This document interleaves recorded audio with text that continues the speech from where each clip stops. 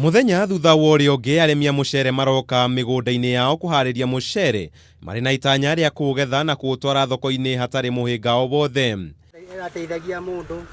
No kwa ihinda rĩa mwaka ũmwe na nuthu arĩmi aya makoretwo makiunwo moko nĩ andũ matoĩkaine arĩa makoretwo makĩiya ndigiri iria mahũthagĩra kumĩria mũcere wao kuma mĩgũnda-inĩ. Wakati zinapochinjwa tunachinjiwa, vijana wetu wengi wanaumia, maana hakuna mahali pengine makuelekea.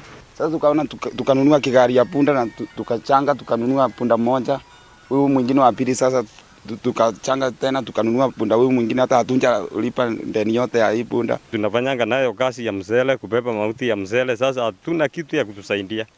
Kwa siku tulikuwa tunatengeneza pesa kama tuseme kila mtu 400. Jeviol Gitonga na Pius Muchira nĩ amwe ya arĩmi arĩa maiyĩtwo ndigiri, ũndũ ũrĩa ũcũngĩrĩirie hathara nene, kuona no nginyagia marĩhe marutĩrwo mũcere wao mũgũnda-inĩ. Hizo punda ndio zilikuwa zinatusaidia kwa watoto kusoma na kukura na kulipa nyumba. Arĩmi aya makiuga he bata honge cia ũgitĩri kuoya ikinya kũhĩtana na imaramari iria iraiya ndigiri ciao. Nake mũikarĩri gĩtĩ wa kĩama kĩa ene ndigiri kaunti-inĩ ya Kirinyaga Cyrus Gitonga akiuga ithĩnjĩro cia ndigiri ciagĩrĩirwo nĩ kũhingwo.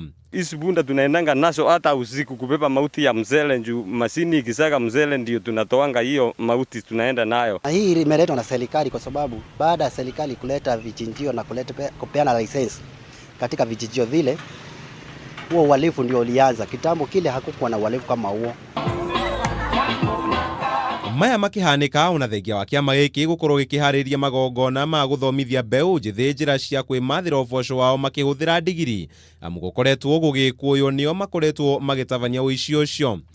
Handũ-inĩ ha Kameme TV, njĩtaga Kamau wa Mwangi.